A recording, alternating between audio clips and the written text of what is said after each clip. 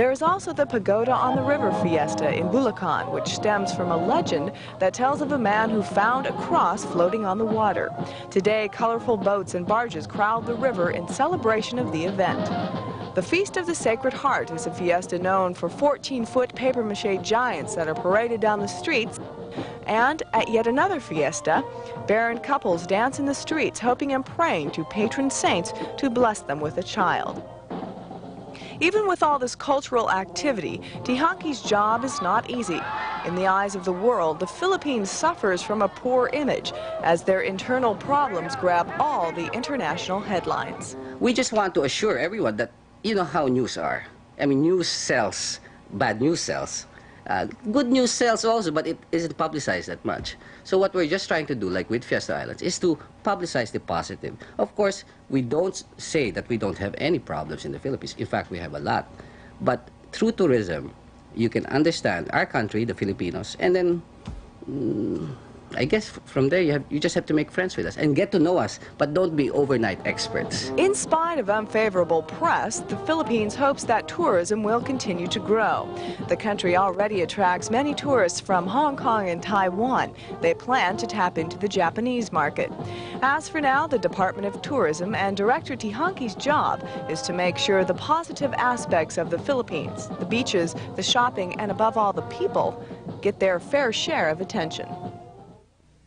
Here in the Las Piñas Church is housed one of the Philippines' most valuable musical instruments, the bamboo organ. Built in the early 1800s, the organ is still used in church services today.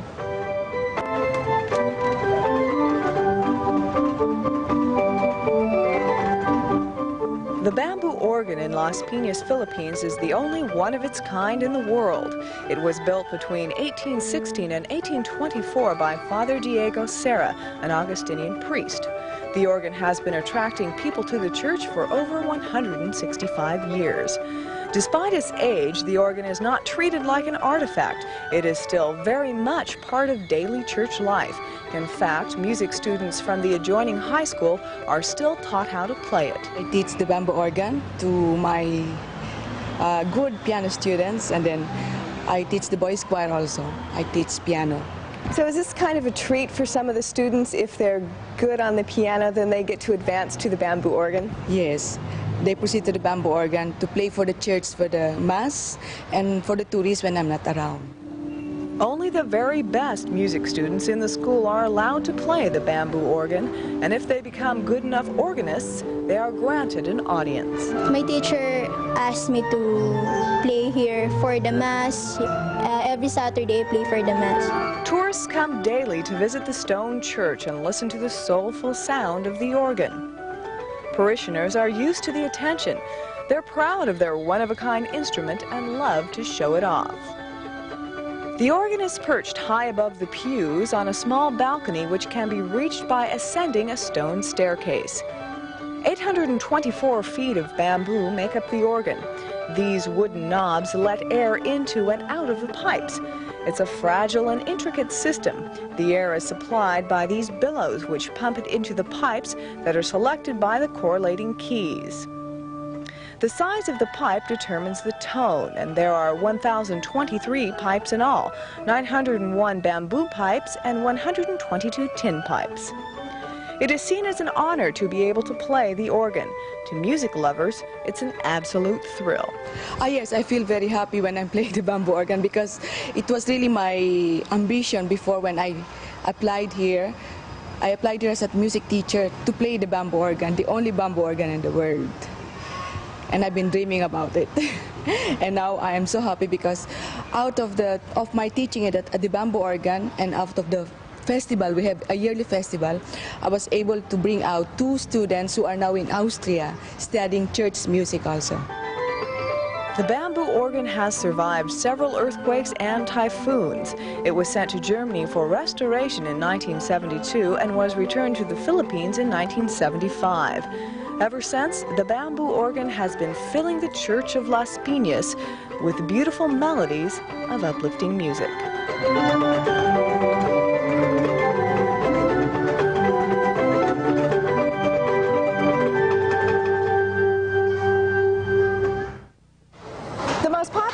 of transportation in the Philippines is, of course, the jeepney. And here we are at Sarao Jeepney Factory, where you can see that each and every jeepney that is built is individual and unique unto itself.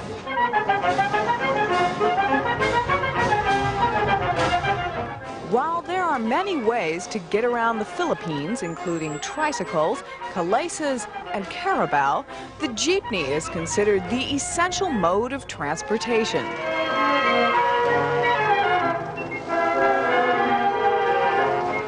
The jeepney is, for all purposes, the mass transit system of Manila. For a bit of pocket change, a jeepney will take you as far as you want to go.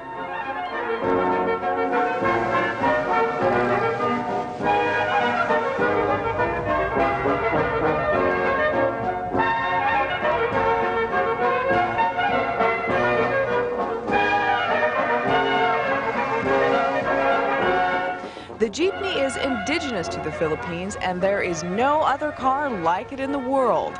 It came into existence at the end of World War II as a result of excess U.S. military jeeps. Well, actually, it all started after World War II.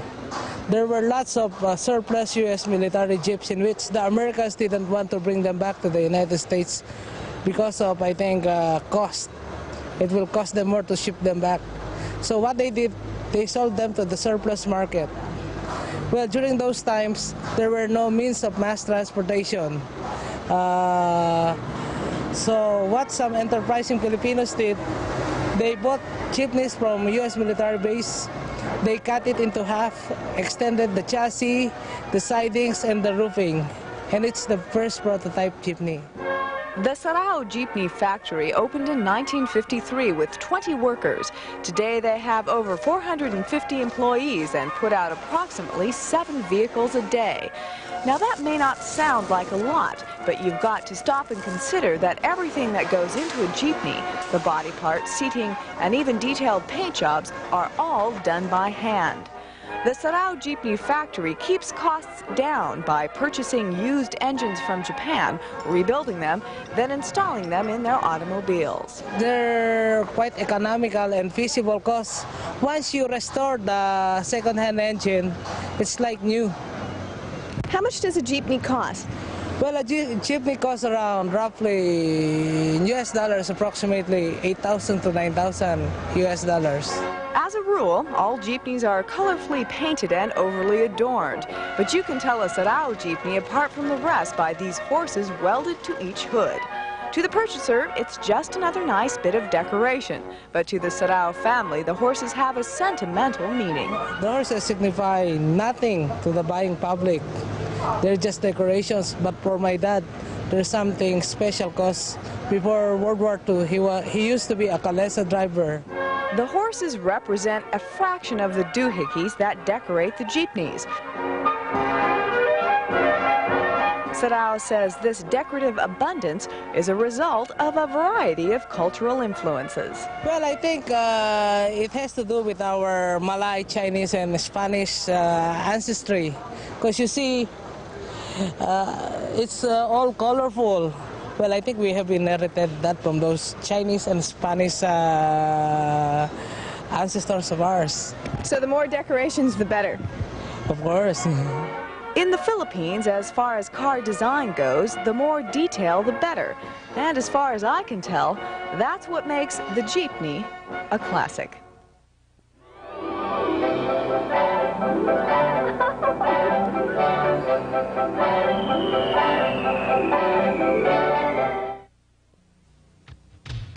National Office Supply is your one-stop office supply headquarters on Guam. You know, they stock the largest selection of office equipment and supplies anywhere. You'll find the staff helpful and friendly, too, and you'll love the low prices at National Office Supply. If you're the type of person who demands convenience, National Office Supply offers free delivery. So for all of your office equipment and supply needs, come by or call National Office Supply, your one-stop office supply store on Guam. For the best quality, best price, and best photo service on Guam, come to Guam Photo. They have 1-hour photo service, 1-day enlargements, 1-minute passport, and ID and visa photos with half-day black and white photo finish. Also available at low prices are studio portraits, proms, and school photos. And for any and all your photo needs, come and visit them at their new location in Tamuning, across from the FHP building or the Dedito branch behind Exxon. Alam nyo, I had to undergo an emergency operation recently. Akala ko I had to go back to Guam under my health plan. Hindi pala. Salamat sa GMHP at dito ako sa Manila na-confine. Kahit pala sa Pinas ay meron ng most modern equipment and highly qualified US-trained doctors. At dahil malapit ang pamilya ko, napabilis ang recovery ko. Naituloy ko pa ang bakasyon. Talaga namang GMHP does not stop at giving its members the best. This young woman is about to repair her own car. As you watch, she's actually fixing one of the biggest problems facing today's engines: clogged fuel injectors. She's fixing it with Mobile Super Unleaded Gasoline. Its advanced detergent formula can unclog fuel injectors and give your car a new injection of power.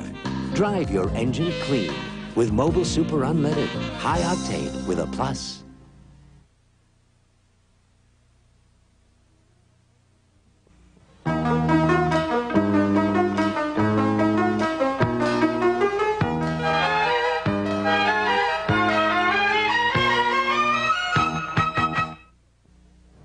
Makati, the business district of Metro Manila, there are many thriving businesses. One of those businesses is making a name for itself, not only in the Philippines, but worldwide. It's called Burbank Animation.